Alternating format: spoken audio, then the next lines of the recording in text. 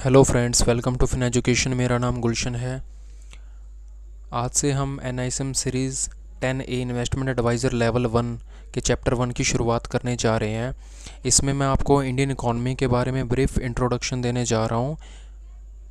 Indian economy अपने आप में एक वास्ट टॉपिक है। अगर मैं बात करूँ तो जब मैंने ग्रेजुएशन लेवल में इसकी स्टडी की थी तो ये एक पर्टिकुलर सब्जेक्ट था। इस पार्ट में मैं सिर्फ इस इंडियन इकॉनमी को डिस्क्राइब करने की कोशिश करूँगा। बेसिक्स इसके पॉइंट्स में बताने की कोशिश करूँगा। ठीक है, तो उसके बाद जब हम इंडियन इकॉनमी को देख लेंगे तो फिर सीधा हम फाइनेंशियल मार्केट्स पे आएंगे, जो कि पार्ट सेकंड में मैं आपको बताने जाऊँगा। तो चलिए ट्यूटोरियल की तरफ चलते हैं।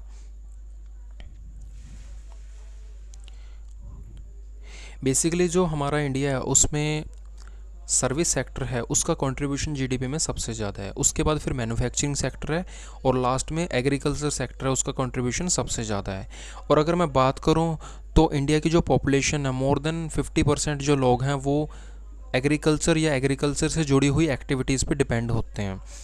और जो मैन्युफैक्चरिंग सेक्टर है, मैन्युफैक्चरिंग सेक्टर्स के अंदर सेकंड रोल प्ले करते हैं। और सबसे लास्ट सर्विस सेक्टर में सबसे कम जो हमारी पॉपुलेशन है वो वर्क कर रही है। राइट, तो अभी इंडियन इकॉनमी के बारे में थोड़ा देखते हैं। The economy of India is characterised as a developing market economy. तो अभी जो हमारा इंडिया है वो डेवलपिंग फेज़ में है।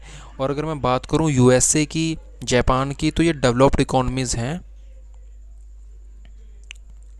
World fifth largest economy bye nominal GDP के अकॉर्डिंगली अगर देखा जाए, नॉमिनल जीडीपी के अकॉर्डिंगली, तो हमारा जो रैंक है वर्ल्ड में वो फिफ्थ लार्जेस्ट है।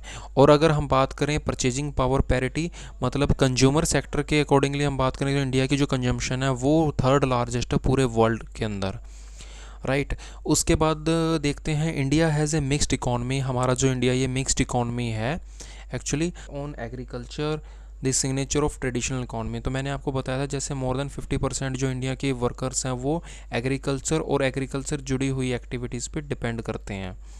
उसके बाद हम देखते हैं service sector accounts for 53%, around 54%, and the industrial sector is the second spot and contributing around 31% of the Indian GDP.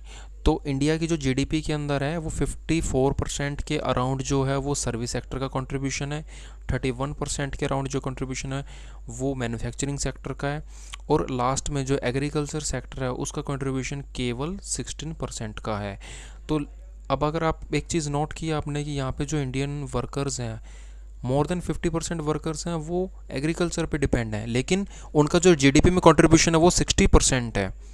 और इसी तरीके से जो सबसे कम वर्कर्स हैं हमारे वो सर्विस सेक्टर में काम करते हैं, लेकिन उनका कंट्रीब्यूशन है जो जीडीपी है वो 53% के अराउंड है।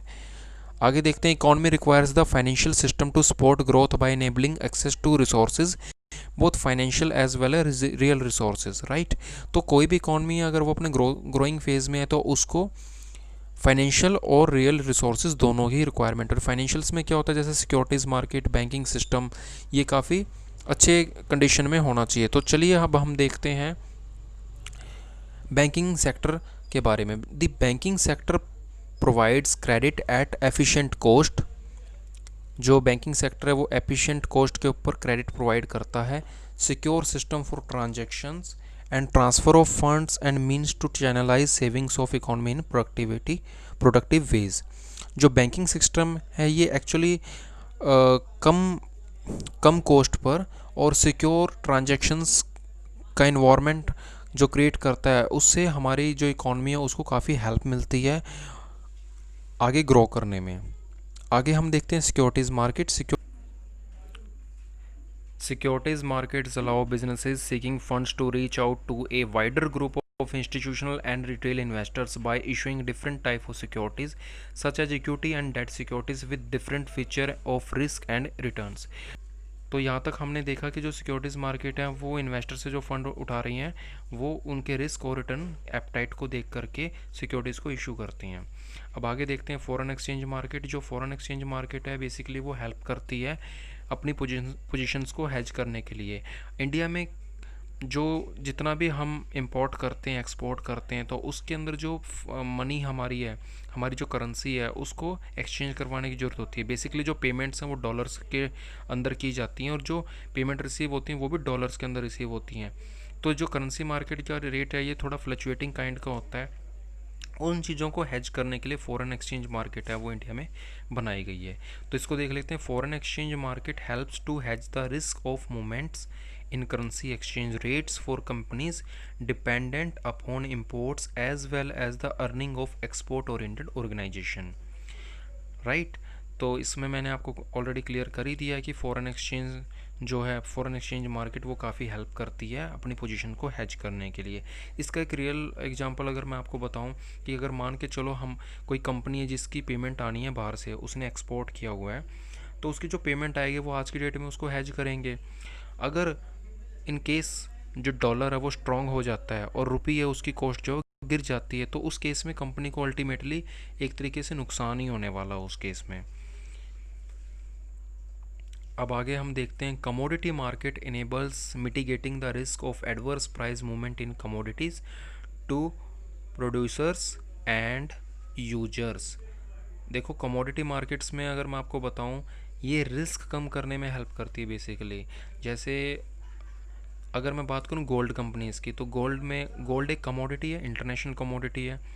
तो गोल्ड्स में क्या किया जाता है, जो गोल्ड ज्वेलरी मेकिंग कंपनीज़ हैं या ऐसी कंपनीज़, ऐसे ग्रुप्स जो गोल्ड से रिलेटेड हैं, गोल्ड में काम करते हैं, तो उन वो क्या करते हैं, अपनी पोजीशंस को हैच करके रखते हैं हर वक्त।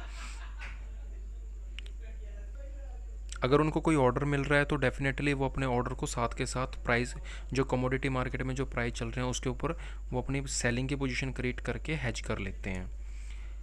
आगे हम देखेंगे insurance market is necessary to insure adequate insurance cover for people.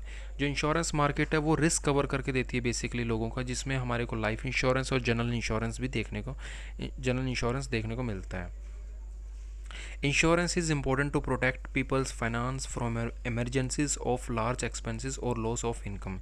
For example, health insurance की मैं बात करूं यहाँ पे, तो हेल्थ इंश्योरेंस के केस में जैसे किसी का 5 लाख का सम इंश्योर्ड है, बाद में मैं क्लियर करूँगा इंश्योरेंस प्लानिंग का जब चैप्टर्स आएगा, इसको हम डिटेल में पढ़ेंगे। लेकिन यहाँ पे मैं एक जस्ट एग्जांपल दे रहा हूँ कि इंश्योरेंस, मान लीजिए एक हेल्थ इंश्योरेंस का एग्जांपल ले लेता हूँ मैं। उसमें किसी पर्सन ने हेल्थ इंश्योरेंस ऑप्ट कर रखी है 5 लाख रुपीज़ की, और उसका जो प्रीमियम अराउंड वो 10 to 20,000 के बीच में जा रहा है सालाना प्रीमियम। इन केस उस पर्सन को कुछ हो जाता है, उसके हेल्थ को लेकर कोई इशू आ जाता है, तो हॉस्पिटल में जो भी उसके एक्सपेंसेस होंगे 5 लाख के, वो कंपनी खुद बियर करेगी, इंश्योरेंस कंपनी उसको बियर करेगी। तो यहाँ पे उसको उसकी जो सेविंग्स इमरजेंसी आने पे 5 लाख की जहाँ उसकी सेविंग्स वेस्ट होनी थी इस चीज़ में, वहाँ पे उसका जो रिस्क है वो कवर कंपनी कर लेती है, right. All these markets need to be well developed in terms of systems and regulations to enable economic growth। तो ये जितनी मार्केट्स हैं, जैसे मैंने कमोडिटी मार्केट बताई, इंश्योरेंस मार्केट है, बैंकिंग सेक्टर बताया, सिक्योरिटीज़ मार्केट बताया आपको, ये सभी वेल डेवलप्ड होनी चाहिए और इनके रेगुलेशंस बनाएं ताकि जो इकॉनमी है वो एक इन्हें बढ़िया तरीके से ग्रो कर सके। तो बस इस वीडियो में इतना ही। अगर ये वीडियो आपको पसंद आई हो तो प्लीज़ इस वीडियो को लाइक कीजिए, चैनल को सब्सक्राइब कीजिए और अपने फ्रेंड्स के साथ इसको शेयर कीजिए। आप मेरे साथ कांटेक्ट कर सकते हैं, मैं फिन एजुकेशन फेसबुक चैनल से भी आपसे कांटेक्ट में आ सकता हूँ, और आप मुझे कमेंट में भी कोई क्वेश्चन पूछना हो तो पूछ सकते हैं। Thank you and bye bye.